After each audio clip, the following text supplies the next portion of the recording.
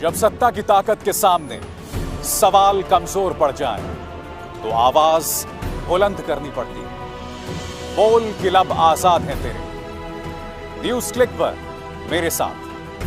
बोल के लब आजाद है तेरे, बोल ज़बां अब तक तेरी है। नमस्कार, बोल के लब आजाद है तेरे। मैं अभिसार शर्मा और कार्यक्रम शुरू करने से पहले एक बार फिर आप सबसे मेरी अपील कि मेरे इस कार्यक्रम को व्हाट्सएप और एसएमएस के जरिए कम से कम अपने 5 दोस्तों के साथ साझा कीजिए, फॉरवर्ड कीजिए। और आज मैं आपको यह बतलाने आया हूं कि कल यानी 7 नवंबर को बिहार के तीसरे और आखिरी चरण के मतदान है और हर किसी के जहन में यही सवाल है कि कौन जीतने वाला है बिहार। मैं ये तो नहीं बतला सकता कि जीतने कौन वाला है, मगर कौन सबसे ज्यादा रुदाली कर रहा है, कौन आपकी सहानुभूति हासिल करने की कोशिश कर रहा है, कौन बौखला रहा है, यह मैं आपको बतलाने वाला हूं। क्योंकि बिहार के मुख्यमंत्री नीतीश कुमार ने यह तक ऐलान कर दिया कि यह मेरा अंतिम चुनाव है, यानी कि अपना आखिरी ब्रह्मास्त्र जो कि उन्होंने छोड़ दिया है। यह बात अलग है कि उन्होंने बाद में जाके कहा कि नहीं साहब, मेरा यह मतलब नहीं था। मगर साथ ही हमारी निगाह इस शख्स पर होगी, दुनिया का सबसे ताकतवर आदमी डोनाल्ड ट्रंप। इस वक्त जब मैं आपसे बात कर रहा हूं तो उनके प्रतिद्वंद्वी डेमोक्रेटिक पार्टी के जो बाइडेन इस वक्त उनसे आगे हैं। और दोस्तों, डोनाल्ड ट्रंप की रुदाली जो है वो रुकने का नाम नहीं ले रही। वो आदमी इस बात को स्वीकार करने को तैयार नहीं है कि जो बाइडेन अगले राष्ट्रपति बन सकते हैं और डोनाल्ड ट्रंप हार सकते हैं। और डोनाल्ड ट्रंप जो है लगातार पूरी प्रक्रिया पर सवाल कर रहे हैं, कह रहे हैं कि अभी चुनावों को रोक दो, मुझे विजेता घोषित कर दो। जैसे कोई छोटा सा बच्चा होता है ना, बिल्कुल कि मुझे एक खिलौना चाहिए, बिल्कुल वही हालत हो गई है उनकी। मैं बात करूंगा और उससे एक सीख है भारतीय मीडिया के लिए, क्योंकि अमेरिकी मीडिया ने वहां पर जो किया है वो बहुत ही काबिल तारीफ है, वो मैं आपको बतलाऊंगा। मगर सबसे पहले हम बात करना चाहेंगे बिहार के चुनावों की। कल नीतीश कुमार ने सबको सख्ते में ला दिया जब उन्होंने यह तक ऐलान कर दिया कि यह मेरा आखिरी चुनाव है। यानी कि या तो वो ये संकेत दे रहे हैं कि हमारी हालत बहुत पतली है, लिहाजा मुझे आप वोट दे दीजिए क्योंकि यह मेरा आखिरी चुनाव है।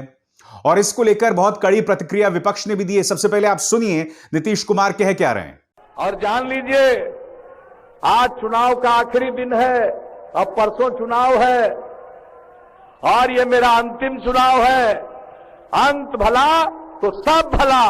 अब आप बताइए, वोट दीजिएगा ना इनको? हाथ उठा के बताइए। तो सुना आपने, साफ तौर पर कहा कि यह मेरा आखिरी चुनाव। यह बात अलग है कि उन्होंने बाद में जाकर स्पष्टीकरण दिया कि नहीं साहब, हमारा ऐसा कोई मतलब नहीं था। अब इस मुद्दे को लेकर तेजस्वी यादव और चिराग पासवान, इन दोनों चेहरों ने उन पर करारा हमला बोला है। तेजस्वी क्या कह रहे हैं? हम तो कहते थे कि नीतीश जी थक गए हैं और उनका यह बयान जमीनी हकीकत दिखा रहा है। तेजस्वी लगातार नीतीश कुमार पर हमला कर रहे हैं कि नीतीश कुमार थक चुके हैं और उसी बात को वो आगे ले जा रहे हैं नीतीश के इस बयान के बाद। अब सुनिए चिराग पासवान क्या कह रहे हैं। नीतीश जी के इस बयान के बाद उनकी पार्टी का क्या होगा, जिन्हें उन्होंने मझधार में छोड़ दिया है। इतने प्रवक्ता जो बेरोजगार हो जाएंगे, उनका क्या होगा।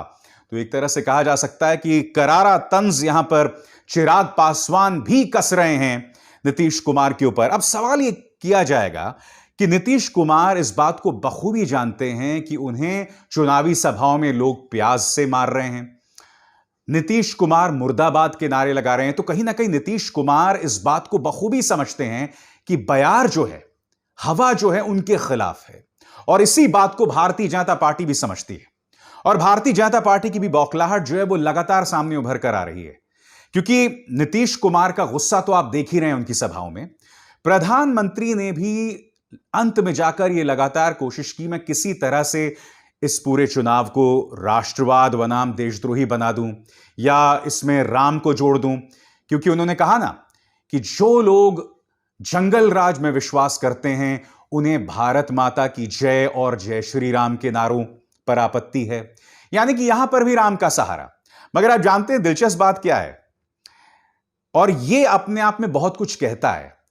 प्रधानमंत्री ने बिहार की जनता को यह खत लिखा है 4 पन्नों का, जो इस वक्त आपके स्क्रीन पर दिखाई दे रहा है। और इस खत में ऐसी कोई नई बात नहीं है, कोई नई बात नहीं है जो पहले उन्होंने अपनी किसी सभा में नहीं कही। आप 12 रैलीज कर चुके हैं मोदी जी, बावजूद इसके आपको यह खत लिखने की जरूरत पड़ रही है। इससे आपको पता चल रहा है कि मुकाबला किस कदर कांटे का है, कितना करीबी है। या फिर एक दूसरी सोच यह हो सकती है कि भारतीय जनता पार्टी जो है वो इस मामले में बहुत ही अग्रेसिव है, यानी कि आखिरी लम्हे तक लड़ना चाहती है, और इसके लिए तो हमें उनकी तारीफ करनी चाहिए। और मुझे ऐसा लगता है कि इससे कई लोग सीख ले सकते हैं। मगर हां, बिहार के इन चुनावों पर हम नजर डालें तो 2015 के चुनावों को मैंने कवर किया था दोस्तों। 2015 के मुकाबले अब 2020 में एक ऐसे माहौल में जब बिहार का सांप्रदायिकरण भी हुआ है। बिहार में पहले कभी सांप्रदायिक दंगे नहीं होते, सांप्रदायिक तनाव नहीं हो रहा था, मगर चौबे जी के लड़के ने जब से वो रैली निकाली उसके बाद से बिहार में भी सांप्रदायिक तनाव शुरू हो गया है। मगर बावजूद इसके 2020 के जो चुनाव थे ना दोस्तों, इतने बदनुमा नहीं थे जितने 2015 के थे। 2015 में आपको याद है गिरिराज सिंह के वाहियात और विवादास्पद बयान। अमित शाह ने तो यह तक कह दिया था कि अगर हम हारे तो पाकिस्तान में पटाखे फूटेंगे, और बहुत ही वाहियात प्रोपेगेंडा जो हुआ और माहौल बद से बदतर हुआ। इस बार वैसा देखने को नहीं मिला है दोस्तों, और इस बात को लेकर मुझे लगता है तारीफ के लायक हैं तमाम राजनेता। हालांकि कोशिश जरूर की गई सत्ताधारी भारतीय जनता पार्टी और सत्ताधारी एनडीए की तरफ से, मगर आप जानते हैं तारीफ के हकदार तेजस्वी यादव भी हैं। क्योंकि जब भी नीतीश कुमार ने उनकी मां पर हमला बोला, उनके 8-8, 9-9 बच्चों की बात कर डाली, या उन्हें जंगल राज का युवराज प्रधानमंत्री ने कहा, तो इसका जवाब उन्होंने उसी अंदाज में नहीं दिया। उनका लगातार फोकस नौकरी पर रहा और जनता पर रहा, जिनसे उन्हें जबरदस्त प्रतिक्रिया मिली है। आप जानते हैं, चूंकि उनका फोकस नौकरी पर रहा, रोजगार पर रहा, इसलिए इस बार बिहार के चुनावों में माहौल उतना ज्यादा सांप्रदायिकरण नहीं हुआ उसका। भारतीय जनता पार्टी को भी नौकरी के मुद्दे पर आना पड़ा। 10 लाख का जवाब 20 लाख से। मैं आपको बताता हूं कल ही एक रैली को किस तरह से संबोधित किया तेजस्वी ने, आप खुद देखिए। तो पहला कदम मेरा मुख्यमंत्री का चलेगा जो 10 लाख नौजवानों को सरकारी वृद्धा पेंशन 400 से 1000 कर देंगे। निरीक्षकों को समान काम समान वेतन का अधिकार देंगे, और जितने स्वयं सहायता समूह है, जीविका दीदी, आंगनबाड़ी, विकास में, इन सभी को नियमित किया जाएगा और मानदेय को दुगना किया जाएगा। हमारी नाम जी पुरान है, लेकिन जोश और जज्बा कायम। अनुभव भी तो हमको चाहिए ना। हमारे जी के पास अनुभव की कमी नहीं है, तो हम लोग को एक मौका दीजिए। सीधा आदमी है, जमीनी नेता है, आप लोगों के दुख सुख में ये रहते हैं, आप लोगों के लिए काम करेंगे। उसमें हम चाहते हैं कि देखिए चुपचाप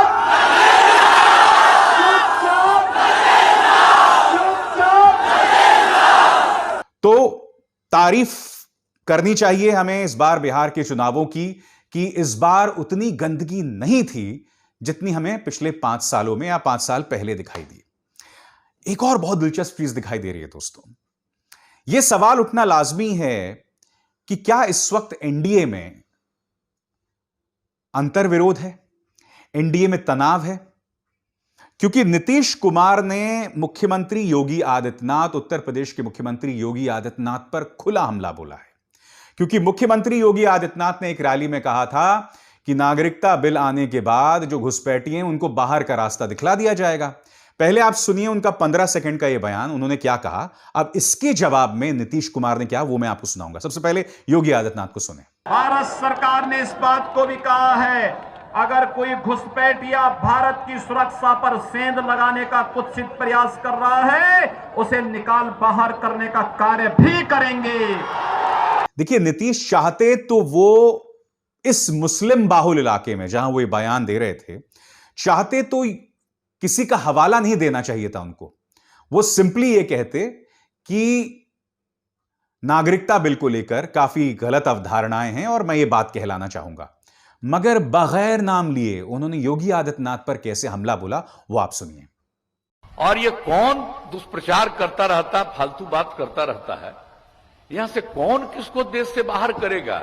ऐसा इस देश में किसी में दम नहीं है कि हमारे लोगों को, सब हिंदुस्तान के हैं, सब भारत के हैं, कौन इसको बाहर करेगा? साहब, ये सब कैसी बात करते रहते हैं यूं ही।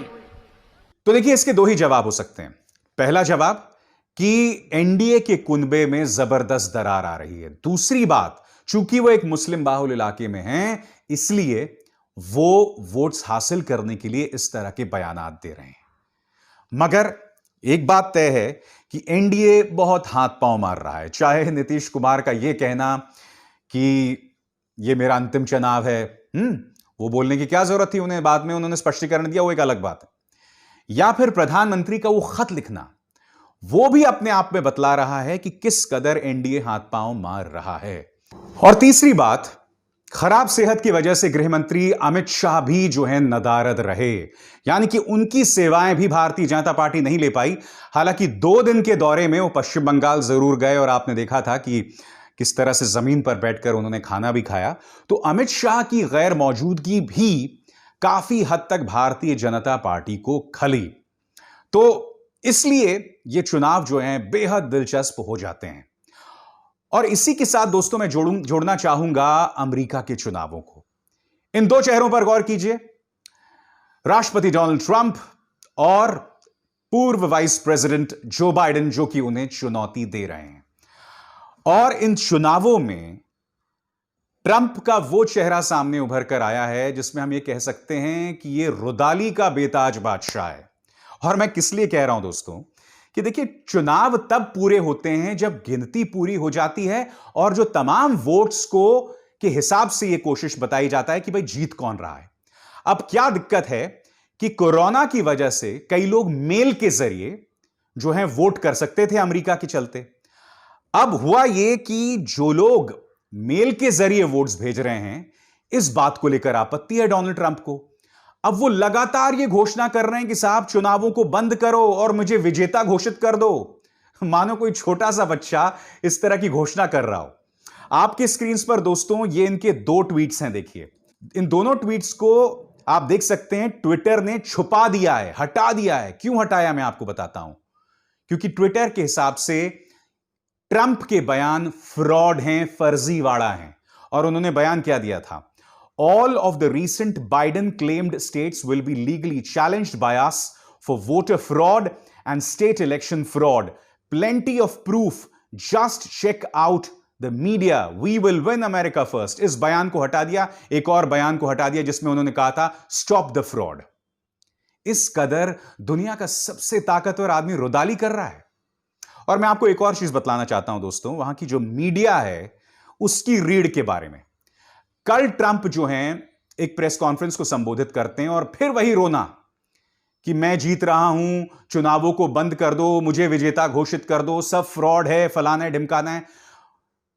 बगैर सवालों का जवाब दिए ये जो हमारे देश के भक्तों का फेवरेट है डोनाल्ड ट्रंप, ये पलायन कर गए, भाग गए। अब देखिए पत्रकार उन्हें किस तरह से सवाल कर रहे हैं जैसे ये शख्स भागता है। देखिए video. As you know, I've claimed certain states, and he's claiming states, and we can both claim the states, but ultimately I have a feeling judges are going to have to rule. But there's been a lot of shenanigans, and we can't stand for that in our country. Thank you very much. Why are you lying to the American people about that? Why are you so delusional? बात यही नहीं है दोस्तों, कम से कम 3 channels ने Donald Trump का boycott किया था। जैसे ही डोनाल्ड ट्रंप का यह भाषण शुरू हुआ, 3 चैनल्स ने उसका बॉयकॉट किया। और जानते हैं क्यों? यह कहते हुए कि डोनाल्ड ट्रंप जो कह रहे हैं वो देश की जनता को बरगला रहे हैं, उन्हें भड़का रहे हैं, उन्हें झूठ बोल रहे हैं। इससे कहते हैं मीडिया की रीढ़। यहां तो दिक्कत यह है कि आप सवाल पूछें तो उस पर लोगों को नौकरी से निकाल दिया जाता है, लोगों पर एफआईआर दर्ज कर दी जाती है, जेल भेज दिया जाता है अपना काम करने के लिए। हमारे देश में यह होता है। और अब आप देखिए दोस्तों, किस तरह से एक चैनल ने डोनाल्ड ट्रंप के प्रेस कॉन्फ्रेंस को बीच में रोका और कहा कि डोनाल्ड ट्रंप जो कह रहे हैं गलत कह रहे हैं। देखिए। Good evening. I'd like to provide the American people with an update on efforts to protect the integrity of our very important 2020 election. If you count the legal votes, I easily win. If you count the illegal votes, they can try to steal the election from us. If you count the votes that came in late, we're looking at them very strongly, but a lot of votes came in late. I've already decisively won many critical states, including massive victories in Florida, Iowa, Indiana, Ohio. Okay, here we are again in the unusual position of not only interrupting the President of the United States, but correcting the President of the United States. And Ari Melber, don't go far. Given that you are our chief legal correspondent, there are no illegal votes that we know of. There has been no Trump victory that we know of. तो Donald Trump की रुदाली बदस्तूर जारी है और हमारे news channels क्या कर रहे हैं?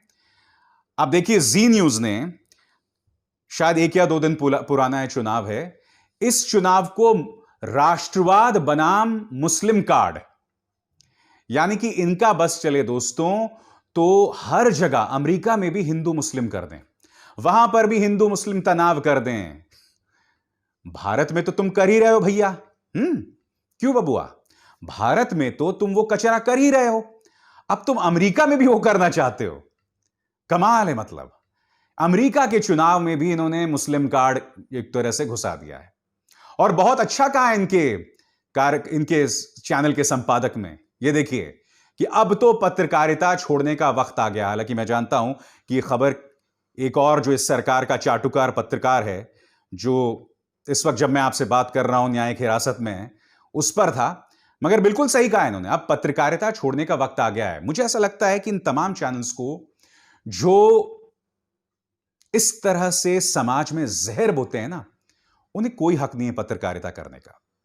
खैर, मैं बात कर रहा था अमेरिकी चुनावों की। मैं आपको सुनाना चाहता हूं कि ट्रंप के जो प्रतिद्वंद्वी हैं जो बाइडेन, वो किस तरह से सूझबूझ से, समझदारी से अपना बयान दे रहे हैं।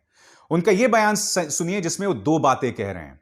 पहली बात कि जब तक आखिरी वोट नहीं पड़ेगा तब तक इन चुनावों को पूरा नहीं माना जाएगा। और दूसरी बात, कोरोना के संकट को लेकर उनकी लगातार बातचीत हो रही है। यानी कि जो बाइडेन भी कहीं ना कहीं अपने आप को राष्ट्रपति समझ रहे हैं। मेरा मशवरा उनको भी कि भैया अभी नतीजों का इंतजार कर लीजिए, उसके बाद आप ये कर सकते हैं। जो बाइडेन ने क्या कहा आप सुनिए। Senator Harris and I just completed briefings on both COVID and the economic crisis facing this nation. And we're reminded again of the severity of this pandemic. Cases are on the rise nationwide, and we're nearing 240,000 deaths due to COVID. And our hearts go out to each and every family that has lost a loved one to this terrible disease. In America, the vote is sacred. It's how people of this nation express their will. And it is the will of the voters, no one, not anything else, that chooses the President of the United States of America. So, each ballot must be counted. And that's what we're going to see going through now. And that's how it should be. Democracy is sometimes messy. It sometimes requires a little patience as well. But that patience has been rewarded now for more than 240 years with a system of governance that's been the envy of the world. And we continue to feel, Senator and I, we continue to feel very good about where things stand. तो आज के इस कार्यक्रम का ये मकसद था दोस्तों कि जब आपके सामने आपको हार दिखाई दे रही होती है या हार का डर होता है, तो हमारे राजनेता किस तरह की रुदाली करते हैं, किस तरह के खेल खेलते हैं। और हमारा जो कार्यक्रम है ना, बोल के लब आजाद है तेरे, वो इन्हीं पैतरों को एक्सपोज करना, इन्हीं चीजों को आपके सामने लाना। मैं अंत में एक ही चीज कहना चाहूंगा, डोनाल्ड ट्रंप, खैर उन्हें क्या कहूं, या अपने ही प्रधानमंत्री या नीतीश जी से क्या कहूं। देखिए, आप लोग जीत जाएंगे, पूरा विश्वास रखिए उस बात को लेकर, मगर जनता को मूर्ख मत समझिए। जब आप इस तरह के बयान देते हैं ना, आप अपनी असुरक्षा तो दिखा ही रहे हैं, मगर आप इसके जरिए यह समझ रहे हैं कि जनता आपको नहीं समझ रही है, आप जनता को मूर्ख समझते हैं। कृपया ऐसा मत समझिए। तो बोल के लब आजाद है तेरे में बस इतना ही। अभिसार शर्मा को दीजिए इजाजत। नमस्कार।